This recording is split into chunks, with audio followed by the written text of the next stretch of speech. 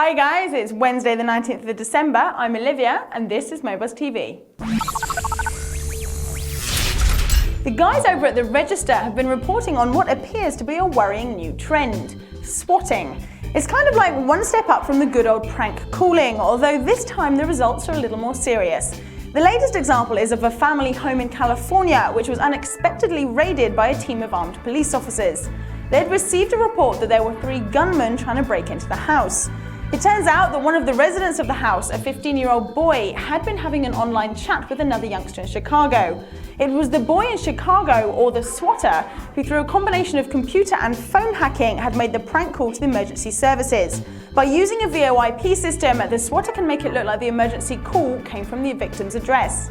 A similar incident happened back in October, this time in Washington, when a 19-year-old hacked into the 911 systems and faked a call that sent an armed SWAT team to an unsuspecting family 750 miles away. Swatting seems to be a worrying new trend amongst young hackers, and it goes without saying that it takes things just a little bit further than your regular Bart Simpson-style prank phone call.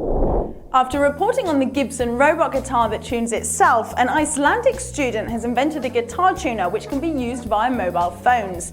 You basically use a program on your mobile that compares tones from the guitar to standardized tones. The variation is then shown on your mobile screen. The project won an award from the University of Iceland, but I reckon it would have saved him a whole lot of trouble if he had just listened to the dialing tone on his landline. It's a perfect day, don't you know? The internet is amazing for many reasons. It gives people in every corner of the globe the opportunity to talk about what's happening in their part of the world. But sometimes the fame brought by the blogosphere can work against you. Last Friday, Al-Shaifa al-Musawi, an Iraqi correspondent for the blog and video site Alive in Baghdad, was shot and killed at his home in Sadr City. He was 22. It's now emerging that the murder, apparently by the Iraqi National Guard, may not have been just a tragic accident. Friends and family of Ali are reporting that he had received death threats a week prior to the shooting. Alive in Baghdad is a video show about Iraq, reported and filmed by Iraqis and then distributed via the US. It's citizen journalism at its best. The honest content may have been considered a little too honest for some. The site is now collecting donations on behalf of Ali's mother and sister, the only surviving members of his family. Normally, when parents punish their kids, the details, including the crime committed and punishment dealt, are kept within the family home. But an argument between father and son in Canada has sparked a public debate about whether the punishment took things just a little too far.